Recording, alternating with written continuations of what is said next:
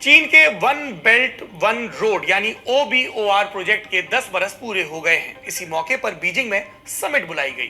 दुनिया के बड़े बड़े लीडरान पहुंच रहे हैं। सबसे ज्यादा चर्चा रूस के राष्ट्रपति व्लादिमीर पुतिन को लेकर है। पुतिन के खिलाफ इंटरनेशनल क्रिमिनल कोर्ट यानी ICC ने अरेस्ट वारंट निकाला है। इसी वजह से वो विदेश दौरे पर जाने से बच रहे थे। वो ब्रिक्स के लिए साउथ अफ्रीका नहीं गए, G20 समिट के लिए भारत नहीं आए, लेकिन चीन जाने से गुरेज नहीं किया।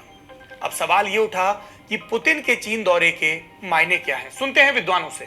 सबसे पहले तो ये याद करना होगा कि ये यूक्रेन में उनके जो विशेष सैन्य अभियान जिसको वो रूस कहता है वो शुरू हुआ, उससे ठीक 3 सप्ताह पहले राष्ट्रपति पुतिन बीजिंग आए थे और वहां एक दस्तावेज जारी किया गया था साझेदारी का, जिसमें अपनी दोस्ती पर कोई सीमा ना होने का जिक्र किया गया था। और ठीक उसके 3 सप्ताह बाद ये यूक्रेन युद्ध शुरू होता है और लगातार तब से जिस तरह से चीन का जो समर्थन एक तरह से रूस को मिला है और खासकर राष्ट्रपति पुतिन को जिस तरह से समर्थन मिला है चीन के राष्ट्रपति शी जिनपिंग का, जो मार्च में एक दौरे में मॉस्को भी गए थे, तो जाहिर है कि ये जो एक तरह से दोस्ती है चीन और रूस की, वो यूक्रेन युद्ध के चलते और भी एक नया स्वरूप उसने लिया है और कुछ पश्चिमी देश इसको एक नया विश्व युद्ध, एक नया शीत युद्ध कम से कम शुरू होने की उदाहरण मानते हैं इस तरह से। तो अब इस बार जब आपने जैसे देखा कि मार्च के महीने में एक नेदरलैंड में हेग में इंटरनेशनल क्रिमिनल कोर्ट है जिसने राष्ट्रपति पुतिन को युद्ध का अपराधी मानते हुए उनकी गिरफ्तारी के लिए वारंट जारी किया था। और उसके बाद ऐसा लगातार माना जा रहा था कि वो, क्योंकि 123 देश हैं जो एक रोम संधि है जिसके अंतर्गत इंटरनेशनल क्रिमिनल कोर्ट बना है, वो उस पर हस्ताक्षर करते हैं, उसको मान्यता देते हैं, तो ज्यादातर देशों में राष्ट्रपति पुतिन शायद नहीं जा सकेंगे ऐसा माना जा रहा था। पर ये भी याद करना होगा कि भारत और चीन दोनों ही रोम संधि पर हस्ताक्षर नहीं किए हैं। तो क्यों ऐसा हुआ कि राष्ट्रपति पुतिन भारत के G20 शिखर सम्मेलन में तो नहीं आए, पर आज वो बीजिंग में वहां के बेल्ट एंड रोड इनिशिएटिव के फोरम में शामिल हैं। आप लोगों में जो नए हैं उनको उत्सुकता हो सकती होगी कि ये OBOR क्या बला है। ये चीन के मौजूदा राष्ट्रपति शी जिनपिंग का महत्वाकांक्षी प्रोजेक्ट है। शुरुआत 2013 में हुई। जिनपिंग इसे प्रोजेक्ट ऑफ द सेंचुरी कहते हैं। इसके जरिए चीन पूरी दुनिया में अपना व्यापार मार्ग बनाना चाहता है। एक दशक में इसका दायरा एशिया से लेकर अफ्रीका, लैटिन अमेरिका, ओशियानिया और यूरोप तक फैल चुका है। इसके तहत चीन पूरी दुनिया में इंफ्रास्ट्रक्चर बना रहा है। One belt one road. आलोचकों के मुताबिक इसके जरिए चीन कमजोर देशों को कर्ज के जाल में झोंक रहा है। सबसे बड़ा उदाहरण हमारे पड़ोसी श्रीलंका का था, जहां आए आर्थिक संकट के केंद्र में चीन का डेट ट्रैप था और तब भारत ने श्रीलंका की मदद की थी। हालांकि श्रीलंका के राष्ट्रपति रनिल विक्रमसिंघे भी बीजिंग गए हैं। इसके अलावा हंगरी के प्रधानमंत्री विक्टर ओरबान भी पहुंचे। हंगरी EU और नेटो का मेंबर है। ये दोनों ही संगठन युद्ध में रूस के खिलाफ और यूक्रेन के साथ हैं। वे चीन के बढ़ते दखल से भी नाराज रहते हैं, पर डिप्लोमेसी ऐसी ही चीज है, कुछ हाथ सामने होते हैं और कुछ पीछे से किसी और के साथ गिरोहबंदी कर रहे होते हैं। ओरबान के बीजिंग दौरे को किस तरह से देखा जाना चाहिए?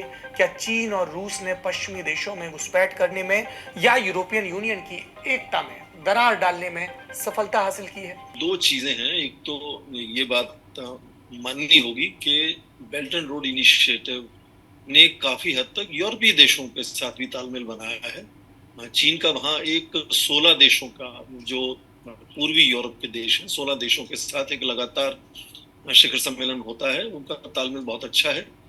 पश्चिमी यूरोप के देशों के साथ, खासकर जो G7 देश जिनको मानते हैं, उसमें इटली शामिल हुआ था कुछ हद तक। अब बातचीत हो रही कि शायद इटली भी BRI से, बेल्ट एंड रोड इनिशिएटिव से हटना चाहता है। यहाँ तक हंगरी के राष्ट्रपति ओरबान की बात है। नेटो के अंदर आपने लगातार सुना होगा कि उनकी आवाज जो है वो नेटो के, जो खासकर अमेरिकी, जर्मनी, ब्रिटेन, फ्रांस की जो आवाज है, उनसे राष्ट्रपति ओरबान की आवाज, बातचीत, नजरिया हमेशा यूक्रेन युद्ध को लेकर अलग रहा। तो एक तरह से नेटो में भी कुछ देश ऐसे हैं जो अमेरिका की सोच से नहीं तालमेल बना पाते और अपनी बात अलग से कहना चाहते हैं। उसमें राष्ट्रपति ओबामा एक हैं, तो उनके वहां होने से मुझे लगता है कि इशारा इस तरफ भी देखा जा सकता है कि क्या वो नेटो से हटकर कुछ अलग रूस और चीन से अपनी दोस्ती बनाए रखना चाहते हैं, बनाना चाहते हैं। तो उनकी वहां उपस्थिति को दोनों तरह से देखा जा सकता है कि वो क्यों है उसमें, क्या वो बेल्ट एंड रोड इनिशिएटिव के साथ यूरोप का बढ़ता हुआ रुझान इसकी ओर इशारा करते हैं, या फिर वो इसकी तो और इशारा करते हैं कि वो एक खास देश हैं जिनकी हमेशा से आवाज अलग रही है। और जैसे मैंने कहा कि 16 देश पूर्वी यूरोप के ऐसे हैं जिनके साथ लगातार शिखर सम्मेलन होते हैं चीन के, और उनमें से काफी देश बेल्ट एंड रोड इनिशिएटिव में जुड़े हुए हैं। नेटो के देश और G7 के देश उसमें नहीं जुड़ना चाहते हैं। उनको उसमें लगता है कि कुछ परेशानियां हैं, कुछ तौर तरीके सही नहीं है, और उसमें भी इटली कुछ हद तक जुड़ा था। बातचीत हो रही है कि वो शायद उससे अपने आप को हटाना चाहता है।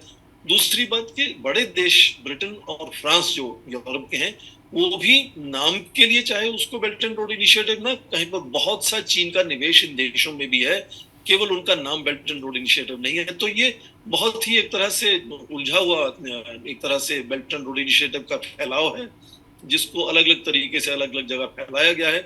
और मोटे तौर पर राष्ट्रपति पुतिन का बीजिंग में आना ये दिखाता है कि उनको आज अंतर्राष्ट्रीय समर्थन की और अंतर्राष्ट्रीय पटस्थलों पर सम्मेलनों में नजर आने की बहुत ही अत्यंत आवश्यकता है, और उनको लगा कि यहाँ जाने से चीन के दोस्तों में बैठकर उनको अपनी बात कहने का मौका मिलेगा, और शायद अपना कुछ हद तक हिस्सेदारी साझेदारी बनाने का भी मौका मिलेगा, क्योंकि बहुत जबरदस्त आर्थिक प्रबंध उन पर लगे हुए हैं पश्चिमी देशों के, जिसके चलते काफी परेशानी भी उनको हो रही है।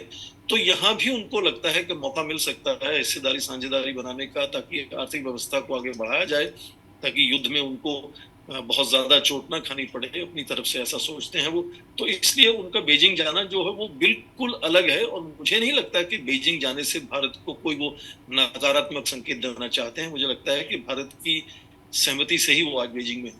वन बेल्ट वन रोड के 10 बरस का हासिल क्या रहा, इसे ग्लोबल पॉलिटिक्स में इसका किस तरह का असर रहा, यह भी समझना चाहिए। चीन का बेल्ट एंड रोड जो इनिशिएटिव है वो एक कोशिश थी कि जितनी भी निवेश की परियोजनाएं चीन के थी वो पहले से चल रही थी, उनको एक बड़ा रूप दिया जाए, स्वरूप दिया जाए, एक दिशा निर्देश दिया जाए इन सभी परियोजनाओं को मिलकर। तो इसलिए उसका 2013 में नाम रखा गया। बहुत नाम भी बदले उसमें, पहले वन रोड वन बेल्ट कहा गया, फिर बेल्ट एंड रोड इनिशिएटिव हो गया। हालांकि चीनी भाषा में वो आज भी उसको वन बेल्ट वन रोड ईताई लू कहते हैं, उसको बेल्ट एंड रोड इनिशिएटिव नहीं वो कहते हैं। तो उसका जाहिर है कि यदि मान लें कि 1.5 खरब डॉलर के आसपास निवेश हो चुका है चीन का उसके अंतर्गत, तो बहुत से देशों में निवेश हुआ है। और जब इस तरह से बड़ा निवेश बहुत सारे देशों में होता है तो जाहिर है कि कुछ देश होते हैं जिनमें परेशानियां भी होती हैं, यहाँ निवेश नकारात्मक नतीजे निकालता है। इसमें आप अपने पड़ोस में पाकिस्तान और श्रीलंका में देख सकते हैं कि जितने बड़े निवेश हुए उनसे चीन को लाभ नहीं हुआ। तो 10 साल के बाद एक बहुत बड़ी सोच सामने आई चीन में कि क्या इस तरह का निवेश जो एक तरफा है वो ठीक है या नहीं है। तो उसके चलते अब कुछ नई चीजें भी निकली हैं 10 साल के बाद, जिनको राष्ट्रपति Xi Jinping global civilisational initiative, global development initiative, global security initiative के नजरिए से सामने लाए हैं। यहाँ वो ये कहना चाहते हैं कि केवल हम तकनीक का और वित्त का निवेश नहीं करना चाहते, पर जो ढांचा है, सोच है, जो तरीका है आपसी तालमेल बढ़ाने का, उसके क्या मापदंड हो, क्या तौर तरीके हो, उस पर भी वो एक तरह से नेतृत्व लेकर बड़ी सोच साझा करना चाहते हैं, और हिस्सेदारी उस एक तरह से नजरिए से बनाना चाहते हैं बहुत से देशों के साथ। उसमें भी बहुत से देश जुड़ते हुए नजर आते हैं। तो जाहिर है कि बेल्ट एंड रोड इनिशिएटिव और उसके अब जो 10 साल बाद और दूसरी चीजें उसमें शामिल हुई हैं, उससे चीन का प्रभाव बढ़ा है पूरे विश्व में मोटे तौर पर। हाँ, बहुत से ऐसे भी उदाहरण हैं जहाँ चीन को नुकसान उठाना पड़ा है, परेशानी हुई है। तो ये लगातार ऐसे होता है, जब भी कोई भी देश इस तरह से बड़ी शक्ति के नजरिए से उभरता है तो जाहिर है कि उसको बहुत अवसर भी मिलते हैं, बहुत चुनौतियों का भी सामना करना पड़ता है। ठीक उसी के चलते मुझे लगता है कि आज जो शुरू में बहुत जोर शोर से एक तरह से फिजिकल इंफ्रास्ट्रक्चर बनाने की जो दौड़ लगी थी चीन से पूरे विश्व में, उसमें थोड़ा धीरे धीरे बदलाव आया है। अब वो क्वालिटी प्रोजेक्ट्स की बात करते हैं, उसमें थोड़ा सा इक्विटी एंड जस्टिस की भी कभी कभी बात करते हैं, कंसल्टेशंस की बात करते हैं, तो लगातार उसमें बदलाव भी आया है। और अब वो वित्त और तकनीक के हस्तांतरण से जो वहां निवेश करते थे, उससे हटकर मापदंडों पर, तौर तरीकों पर, क्या ढांचे होने चाहिए इस तरह के निवेश के, उस पर भी वो बातचीत करना चाहते हैं। आज की दुनियादारी में इतना ही। अपना और अपनों का ख्याल रखिए। शुभ रात्रि।